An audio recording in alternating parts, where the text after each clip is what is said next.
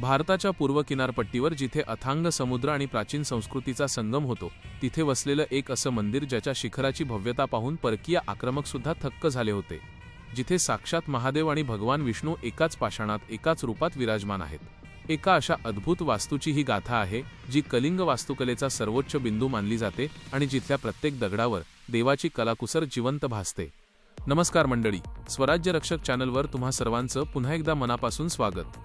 आज आपण एका अशा ऐतिहासिक आणि पवित्र ठिकाणी जाणार आहोत, जे केवळ एक मंदिर नसून भारताच्या सुवर्णयुगाची साक्ष देणारे एक महातीर्थ आहे. आपण बोलतोय ओडिशामधील मंदिरांचे शहर म्हणून जगप्रसिद्ध असलेल्या भुवनेश्वरमधील भव्य लिंगराज मंदिराबद्दल.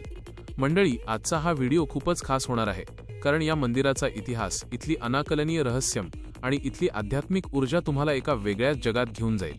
आणि हो, आपल्या देशाचा हा गौरवशाली वारसा जगाच्या कानाकोपऱ्यात पोहोचवण्यासाठी या व्हिडिओला आत्ताच लाईक करा, तुमच्या मित्रपरिवारात शेअर करा आणि आपल्या लाडक्या चॅनलला सबस्क्राईब करायला विसरू नका. लिंगराज मंदिर हे कलिंग स्थापत्यशैलीचा एक अजोड आणि जागतिक दर्जाचा नमुना आहे. या मंदिराची भव्यता आणि आकाशाला गवसणी घालणारं त्याचं उंच शिखर दूरवरूनच आपलं लक्ष वेधून घेतं. या मंदिराचं सर्वात मोठं वैशिष्ट्य म्हणजे इथली भक्तीची अनोखी संकल्पना. इथे भगवान शंकरांना हरिहर रूपात पूजलं जातं. हरी म्हणजे भगवान विष्णू आणि हर म्हणजे साक्षात महादेव. एकाच शिवलिंगात या दोन्ही महाशक्तींचा अंश सामावलेला आहे असं मानलं जातं. ही संकल्पना हिंदू धर्मातील समन्वय आणि एकतेचं जिवंत प्रतीक आहे, जी आपल्याला प्राचीन काळापासून हेच शिकवते की भक्तीचे मार्ग कितीही वेगळे असले तरी अंतिम सत्य आणि ईश्वर एकच आहे. मंदिराच्या बांधकामाकडे बारकाईनं पाहिलं की त्या काळातील कारागिरांच्या अद्भुत कौशल्यासमोर नतमस्तक व्हायला होतं. लाल रंगाच्या वाळूच्या दगडात आणि अत्यंत कठीण अशा क्लोराईडच्या पाषाणात कोरलेलं हे मंदिर हजारो वर्षांपासून निसर्गाचे सर्व आघात झेलत तितक्याच मजबूतीनं उभं आहे. मंदिराच्या प्रत्येक भिंतीवर नजर टाकली की तिथे कोरलेल्या अप्सरा, विविध प्राणी, नर्तकी आणि पौराणिक कथांचे प्रसंग जणू आपल्याशी संवाद साधू लागतात. इथलं कोरीव काम इतकं सूक्ष्म आणि नाजूक आहे की इतक्या कठीण दगडाला हातांनी इतकं कोमल रूप कसं दिलं असेल याचं आजही इंजिनियर्सना आश्चर्य वाटतं.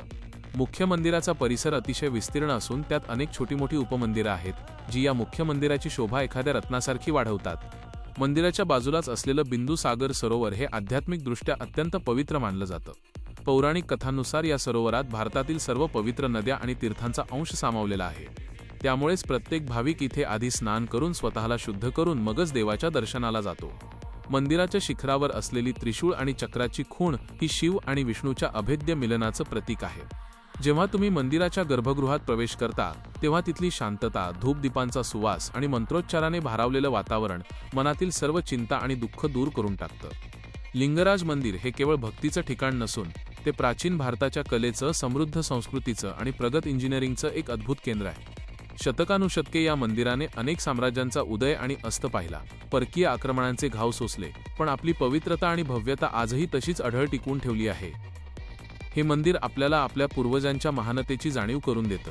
जर तुम्हाला भारतीय संस्कृतीची खरी पाळंमुळं शोधायची असतील आणि मानवी हातांनी दगडावर कोरलेला चमत्कार पाहायचा असेल, तर भुवनेश्वरच्या या लिंगराज मंदिराला आयुष्यात एकदा तरी सहकुटुंब नक्की भेट द्यायला हवी.